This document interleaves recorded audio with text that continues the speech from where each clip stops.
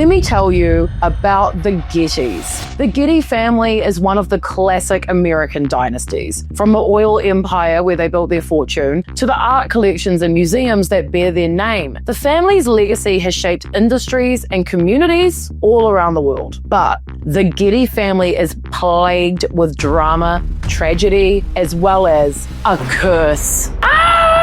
The Gettys also have some pretty unique characters, and the current generation are wielding a quiet power while pursuing everything from weird art to terrible music. Let's get into the Gettys, one of America's messiest dynasties. Our story begins with John Paul Getty, or J. Paul Getty, or as I call him, JPG. Not John Paul Gaultier though. JPG's father was a wealthy businessman who encouraged a young JPG to enter the oil business, and soon JPG was a wealthy oil tycoon. JPG would become one of the richest men in history. He's kind of like a typical, old-timey oil baron. He was kind of like a Captain Planet villain. Basically, he didn't love his children as much as he loved getting teenage girls pregnant and then dumping them. He had 5 kids, maybe a 6. In 1917, a woman called Elise Ekstrom asserted that JP had taken advantage of her in an inebriated state and fathered her child. Getty's legal defense entailed accusing her of being promiscuous, which is pretty insulting coming from this ugly, sex-obsessed man. Getty would settle the paternity suit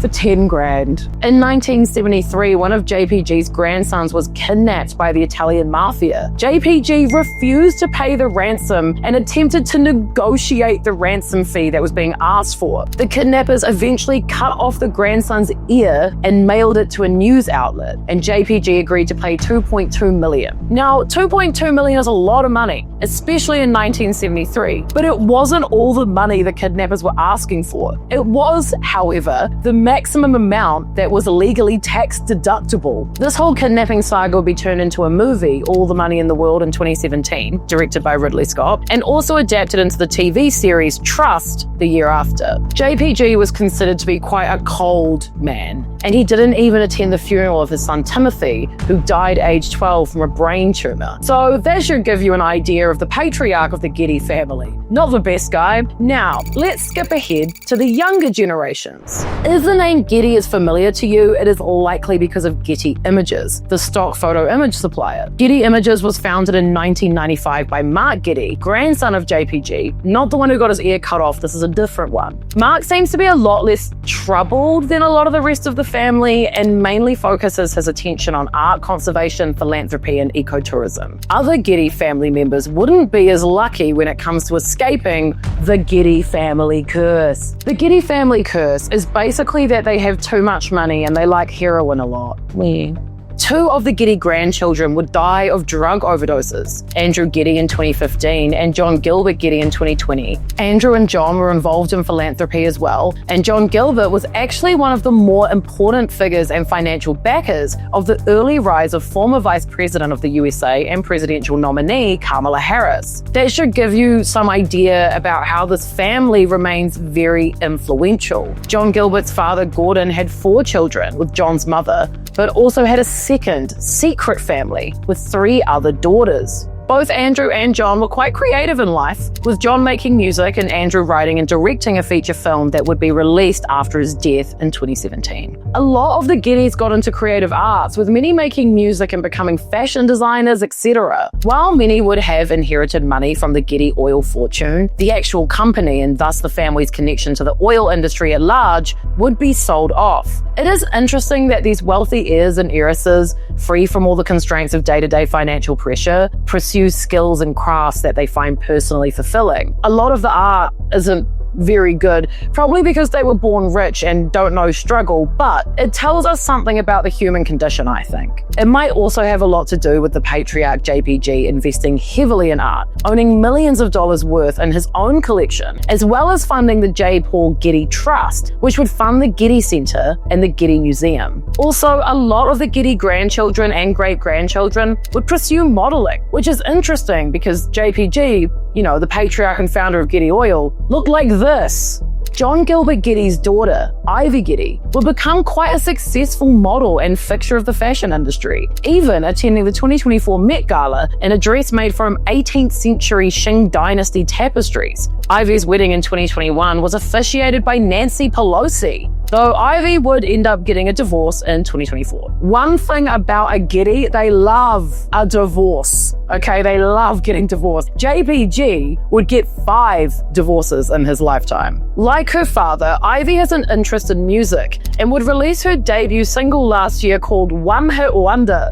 Your debut single being called One Hit Wonder is incredible. It wasn't a hit at all, but it actually sounds like pretty good. Like, Ivy can't sing, like the auto-tune is doing all the work, but like she has money, so the production is like very good. Kendall Getty, one of Gordon Getty's daughters and granddaughter of JPG, is a multimedia artist who makes some rather strange looking work. Here is how she describes her own art. I believe in hypocritical art, the art of multidimensionality, of the dogma, of anti-dogma, and the reverse, of concepts not yet verbalized, of life. I believe in an anti-alphabet. Okay, I don't know what any of that means, but like she's weird and awesome. John Paul Getty III, or JPG3, was the grandson of JPG that got kidnapped. The kidnapping occurred in Rome, but JPG3 was blindfolded and transported to a cave in Calabria. After his ear got cut off, the wound would get infected, and the kidnappers would poorly treat it with antibiotics. They would torment JPG3 and give him liquor to warm him up and stop him complaining. Some speculate that this would lead to him eventually becoming an alcoholic.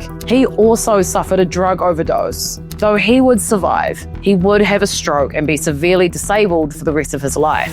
He ended up being in poor health until he died in 2011 at the age of 54. JPG3's son Balthazar Getty wouldn't grow up exactly living in the lap of luxury, which is to say his family spent a few years without having access to the Getty family fortune. This is fairly common for kids in wealthy families, having their money put in trusts and not being able to access it until they're older or meet certain obligations. On a podcast, Balthazar would describe his upbringing like this. I slept on a futon. I wanted to be a ninja. What does that mean? Me too, but like, what does that mean? He would actually get discovered as a child actor independently to star in a film adaptation of Lord of the Flies. Balthazar would have a fairly lucrative acting career, starring in a couple 7 out of 10s and quite a lot of 5 out of 10s. Not content with just acting, Balthazar also got into music, fashion, all sorts of things. He debuted a rap single as Bolt Getty called Whack in 2019 to accompany the release of his streetwear line. Don't worry, it isn't nearly 50-year-old Balthazar Getty rapping. A different guy raps, and Bolt Getty just made the beat or produced it or something. If you do want to hear Balthazar on his own music, check out his song Sad Boy, a nearly 50-year-old man singing a song called Sad Boy. Unlike Ivy, Balthazar clearly imagines himself as a true musician and didn't hire talented producers to make it sound good. For the record, if I was an heir to an oil fortune and some kind of like child star who like got addicted to heroin and then got off heroin again, I would be doing the same shit. I would be doing the exact same thing. Sad Boy is sort of Balthazar's attempt at being a classic singer-songwriter, but it also has some experimental elements, I guess you could say. It kind of sounds like a demo of a Gorillaz song, which is fitting because it has an amazing 3D animated music video to accompany it. Another single by Bolt Getty titled More also has an animated music video in a completely different style, and I'm pretty sure that is Balthazar kind of rapping on the chorus. Go for it. The aforementioned streetwear line Balthazar released is called Monk Punk, which is really fun to say. In an interview, Balthazar would say that the name came to him one night. It makes you think of spirituality, being in touch with your emotional side, let's say. But then you're still a punk, so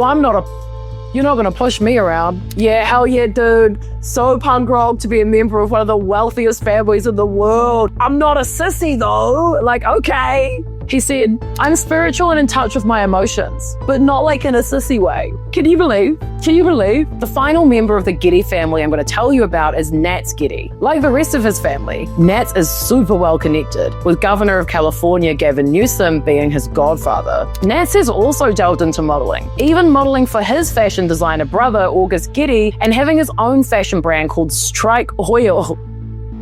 I don't know why calling it Strike Oil is so funny to me, but it really, really is. I have to talk about it being from the wealthiest oil family in the history of the world and then being like, no, I'm actually an artist, but calling it Strike Oil is just mental. Shout out to Nat Getty. Brave. On a side note, Balthazar's clothing line Monk Punk would incorporate the Getty Oil logo in their designs. It is fascinating how they acknowledge the legacy of their oil money. Nat is married to Canadian influencer and socialite Gigi Gorgeous, who has amassed 2.79 million followers on YouTube. Both Gigi and Nat are trans and they're heavily involved in LGBTQ+ activism. Nat and Gigi's wedding, if you don't remember, was a huge deal online, with a video documenting the big day on Gigi's channel having nearly 5 million views. The wedding was a fairly pared-back, intimate affair. Pared-back and intimate for a wedding between an heir to a billion-dollar oil fortune and an increasingly successful socialite model. The service was held outside and the reception inside of the Chandelier Ballroom at the Rosewood Hotel in Miramar Beach, Santa Barbara. Very fancy. It's very interesting to me that this dynastic family is so different from their oil tycoon origins. JPG, an oil magnate starting in the early 1900s, would have no point of reference for this younger generation of Gettys being queer activists and DJs. The legacy of the Getty family has undergone a dramatic transformation over the years, shifting from a symbol of wealth and corporate dominance to a more complex and multifaceted narrative. Initially, the Getty name was synonymous with the oil empire built by J. Paul Getty, positioning the family as one of the richest and most powerful in the world. And then the younger generations of the Getty family, having access to the Getty family fortune, branched out into a variety of unique individuals, finding identity in art and politics, all in the public eye, whether they wanted to be or not. I think the Gettys are just kind of fun. There's so many of them, so many weird things have happened with them. One of the Strike Oil brand, the art, the DJing, I just think they're fun. I think they're a fun time. Like if we're getting into the billionaires, at least the Gettys are fun. Thank you so much for watching. Don't forget to like and don't forget to subscribe. If you like this video, you might also enjoy the video I did on the Murdochs. They're less into art and DJing and more into owning all the news around the world. So it's a different vibe, but still interesting. I also saw a comment that said that people didn't know my name, and I realized they didn't. I am called Evie. Hello, I live in New Zealand. It's not Australia. My accent is not Australian. Yes. See you tomorrow.